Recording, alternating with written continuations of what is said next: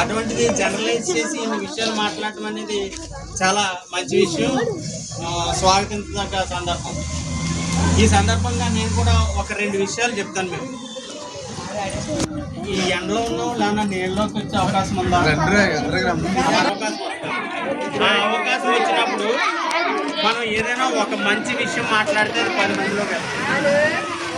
ఇది సందర్భం ఏంటంటే ఇవాళ డాక్టర్ బాబాసాహెబ్ అంబేద్కర్ గారి జయంతి, ఆయన పుట్టినరోజు. భారతదేశం అంతా ఇంత ఘనంగా జరుపుకోవాల్సిన అవసరం ఎందుకు వచ్చింది?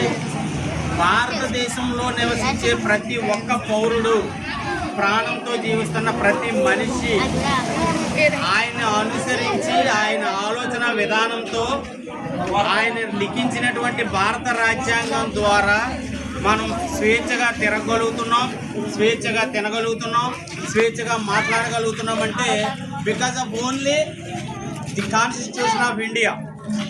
దాన్ని అంత పగడబందీగా అంతలా రాసి మనకి స్వేచ్ఛ స్వాతంత్రాలు కల్పించినటువంటి మహోన్నతమైన వ్యక్తి డాక్టర్ బాబాసాహెబ్ అంబేద్కర్ గారు. ఆయన కుటుంబంలో జరిగిన విషాదం ఆయనకు సంబంధించి భారతీయుల్లో ఎవరిలోనూ కలగకూడదనే ఒకే ఒక దృఢ సంకల్పంతో భారత రాజ్యాంగాన్ని నిర్మించారు. రక్తహీనతతో చనిపోయారు 4 పిల్లలని చెప్పాడు. వాళ్ళ భార్య కూడా రక్తహీనతతో చనిపోయింది. రక్తహీనత అనేది ఎందుకు వస్తుంది? సరైన తిండి తినక, సరైన ఆహార లోపం వల్ల రక్తహీనత వస్తుంది. అటువంటి దాంతో డాక్టర్ బాబాసాహెబ్ అంబేద్కర్ గారి కుటుంబంలోనే 5 మరణాలు సంభవించినాయి. నా కుటుంబంలోనే 5 మరణాలు సంభవించినాయి. అంటే యావత్ భారతదేశంలో ఎంతమంది రక్తహీనతతో చనిపోతున్నారు, ఎంతమందికి తిండి లేదు, ఎంతమందికి స్వేచ్ఛ లేదు. స్వేచ్ఛ ఉంటేనే మనం ఏదైనా సంపాదించుకోగలం. రోడ్డు మీదకి వెళ్ళి సంపాదించుకుంటేనే మనం తినగలం. రోడ్డు మీద తిరిగే హక్కు లేనప్పుడు సంపాదించుకునే దారి లేదు. అంటే దీని ద్వారా మనకు మాట్లాడే హక్కు రావాలి, స్వేచ్ఛగా తిరిగే హక్కు రావాలి, మనం సంపాదించుకునే హక్కు రావాలంటే ఇవి ఎవరో చెప్తే జరిగేది కాదు. దీన్ని చట్టం చేయాలి. మా యొక్క దళిత బహుజన ప్రజలందరూ కూడా ఒక తిండి తిని బ్రతకాలి అనే దృఢ సంకల్పంతో ఆయన చదువుకోవడం స్టార్ట్ చేశాడు.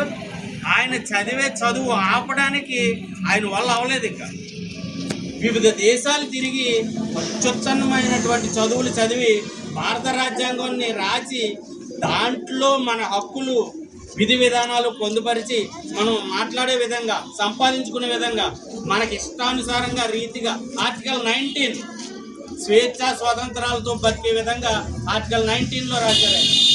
అంటే భారతదేశంలో నువ్వు ఎక్కడికైనా వెళ్ళు, ఎక్కడికైనా స్వేచ్ఛగా బతుకు లేదు. నువ్వు కర్ణాటక మహారాష్ట్ర రావడానికి లేదు అనడానికి లేదు. ఇక్కడ ఎవరైనా ఎక్కడికైనా వెళ్ళి సంపాదించుకోవచ్చు, బతకొచ్చు అనేది రాజ్యాంగం 19 ద్వారా కల్పించిన హక్కు.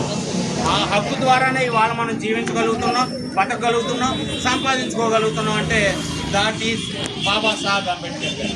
కనుక ఆయన యొక్క జన్మదినాన్ని పురస్కరించుకొని ఈ యొక్క చిన్నపిల్లలకి 2 మాటలు చెప్పే సందర్భాన్ని నాకు కల్పించినందుకు కుల్ ప్రసాద్ గారికి ధన్యవాదాలు.